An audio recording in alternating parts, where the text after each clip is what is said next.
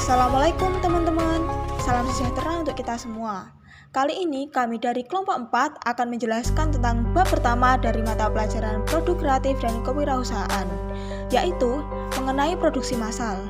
Namun sebelum masuk ke materi, sesuai pepatah yang ada, tak kenal maka tak sayang. Tapi kalau udah kenal, jangan sampai terlalu sayang. Jadi perkenalkan, anggota kelompok kami yaitu Citra Dwi Apriliana, Sunerelin Karisma, Maila Adinda Zahri, Jessica Putri, Puput Anindya, Muhammad Agung Hartiantoro, dan Rohmat Darwanto. Oke, tidak usah berpanjang lebar, langsung saja ke materinya. So, check it out. A. Hakikat dan konsep produksi massal. 1. Pengertian produksi massal. Produksi adalah kegiatan menambah nilai guna suatu benda atau menciptakan benda baru sehingga lebih bermanfaat dalam memenuhi kebutuhan. Sedangkan massal berarti mengikut sertakan atau melibatkan banyak orang, sehingga produksi massal adalah kegiatan memproduksi barang tertentu yang sudah ditentukan standar spesifikasinya dalam jumlah besar melalui serangkaian operasi. 2. Ciri-ciri produksi massal. Ciri-ciri produksi massal antara lain sebagai berikut. A. Produk yang dihasilkan dalam jumlah besar.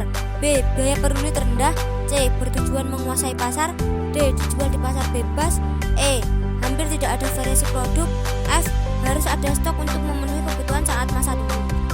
Bila terjadi kelebihan produk, overproduction, perusahaan akan memaksa pasar dengan melakukan promosi, diskon, hadiah, dan lain-lain agar produk cepat terserap.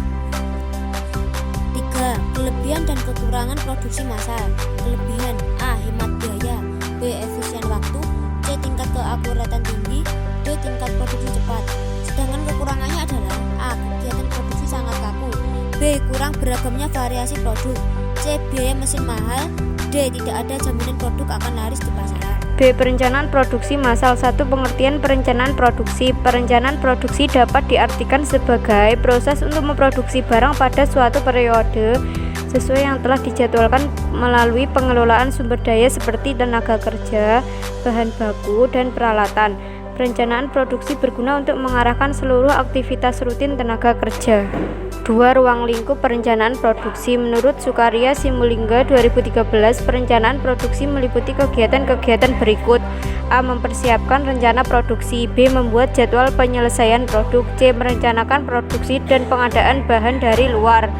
D. Menjadwalkan proses operasi tiap unit. E. Menyampaikan jadwal pada pemesan. 3. Tujuan dan fungsi perencanaan produksi. Tujuan: A. Meminimalkan biaya serta memaksimalkan keuntungan. Salah satu tujuan perencanaan produk massal yaitu meminimalkan biaya produksi dan memaksimalkan keuntungan. Dengan membuat perencanaan produk, maka akan dioptimalkan segala sesuatu yang dibutuhkan dalam proses produksi seperti penyediaan bahan baku, tenaga kerja, dan yang lainnya. B. Memaksimalkan kepuasan pelanggan. Tingkat kepuasan pelanggan terhadap produk merupakan tujuan dari perencanaan. Semakin besar tingkat kepuasan pelanggan terhadap produk, maka semakin mudah bagi perusahaan untuk mendapatkan keuntungan. Sebaliknya, semakin pelanggan tidak puas terhadap produk, maka akan semakin sulit bagi perusahaan mendapatkan keuntungan dari produk tersebut. C. Meminimalkan perubahan nilai produksi. Perencanaan produksi yang tepat akan menimbulkan resiko kehilangan nilai produksi suatu produk. Contohnya, perusahaan bahan baku di gudang harus diproduksi sesuai dengan jadwal waktu yang telah ditentukan. D. Meminimalkan perubahan tenaga kerja. Perencanaan produksi yang baik juga akan menentukan berapa banyak tenaga kerja yang harus digunakan untuk menghasilkan suatu produk. Dengan perencanaan yang berkaitan dengan tenaga kerja tersebut, maka biaya tenaga kerja pun bisa diminimalkan. E. Memaksimalkan perlengkapan dan inventaris pabrik. Dengan perencanaan produk yang baik, berarti penggunaan perlengkapan yang terdapat dalam pabrik pun dimaksimalkan. Fungsi dari perencanaan produksi adalah: A. Menjamin rencana produksi dan pemasaran produk. Perencanaan yang tepat mampu memudahkan perusahaan untuk menjamin rencana penjualan produk kepada konsumen sesuai dengan rencana yang tepat. B. Mengukur kapasitas produksi yang konsisten terhadap rencana produksi. Perencanaan produksi sangat tepat digunakan untuk mengukur seberapa besar perusahaan mampu memproduksi barang serupa dari waktu ke waktu. C.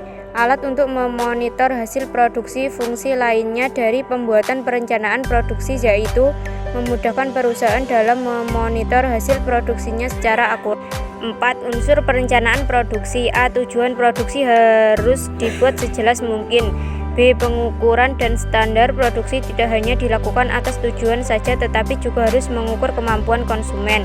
C. Perencanaan merupakan fakta objektif, harus apa adanya dan memiliki pemikiran yang cukup rasional.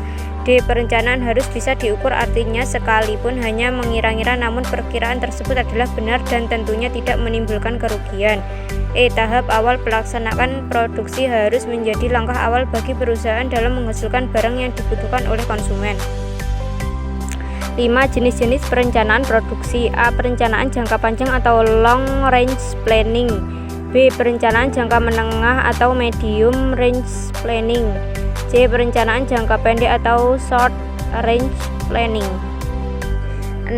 Faktor-faktor yang berpengaruh terhadap perencanaan produksi. A. Faktor internal meliputi kapasitas mesin, produktivitas tenaga kerja, kemampuan pengadaan.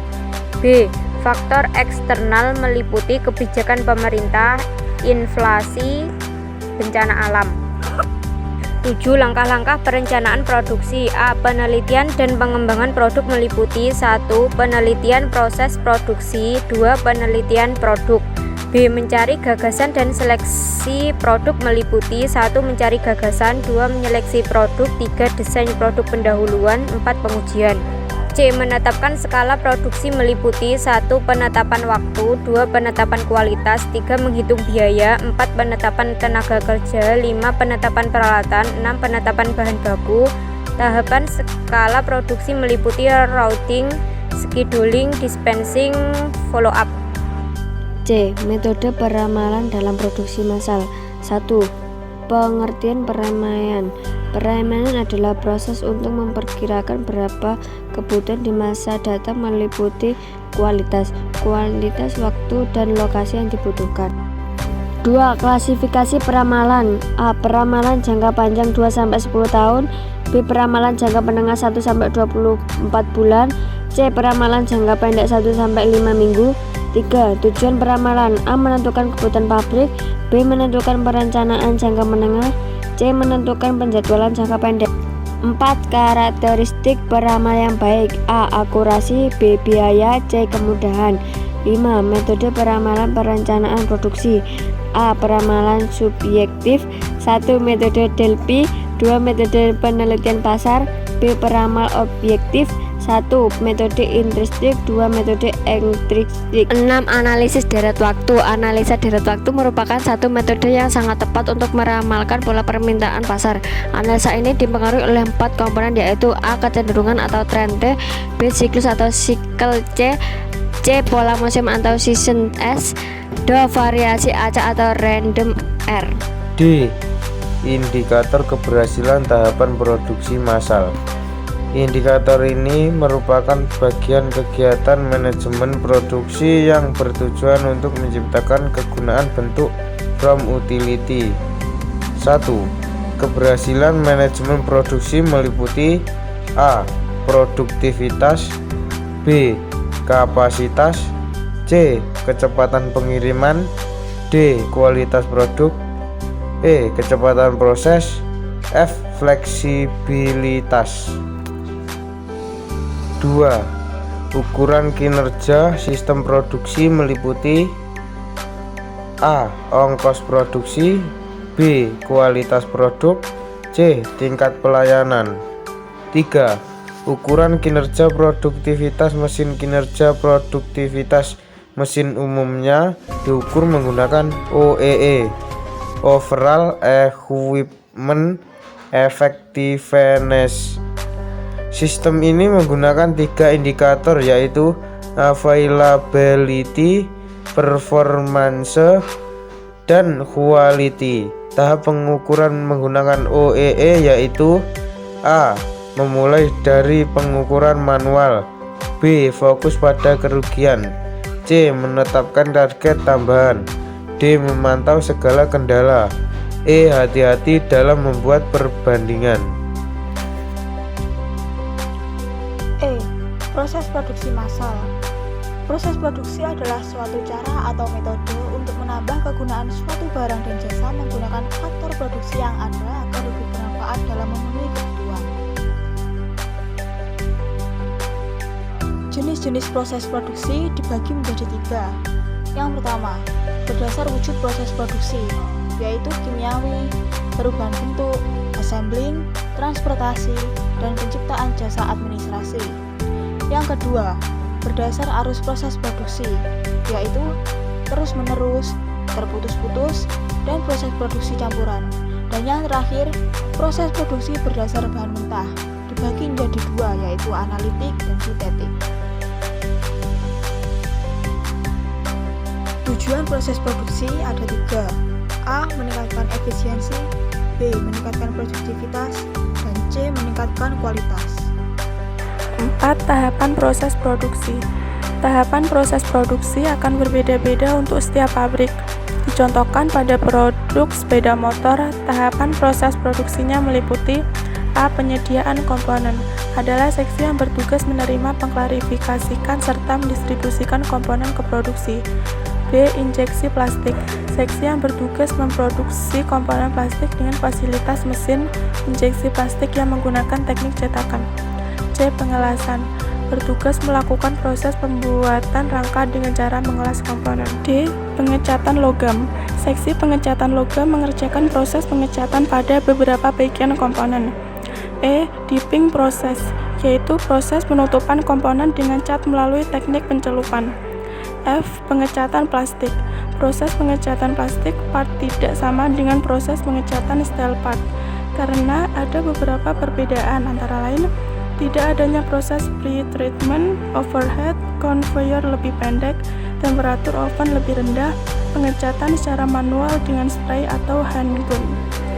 G. General Sub-Assembling merupakan seksi yang mengerjakan proses penggabungan komponen agar mempermudah serta mempercepat proses produksi di line assembling. H. Assembling merupakan tahapan terakhir dari proses pembuatan unit sepeda motor. I. Final inspection, kegiatan akhir dari seksi assembling yang bertugas melakukan pemeriksaan unit sepeda motor yang telah selesai dirakit dilakukan oleh bagian final inspection. I. Shipping adalah bagian yang bertugas mengirim unit sepeda motor ke seluruh cabang atau dealer di seluruh Indonesia dan juga untuk kebutuhan ekspor. Sekian penjelasan dari kelompok kami. Kalau ada salah mohon dimaafkan, kalau ada yang sayang mohon segera diungkapkan. Duduk sendirian tanpa kekasih, cukup sekian dan terima kasih. Thank you for watching and see you next time.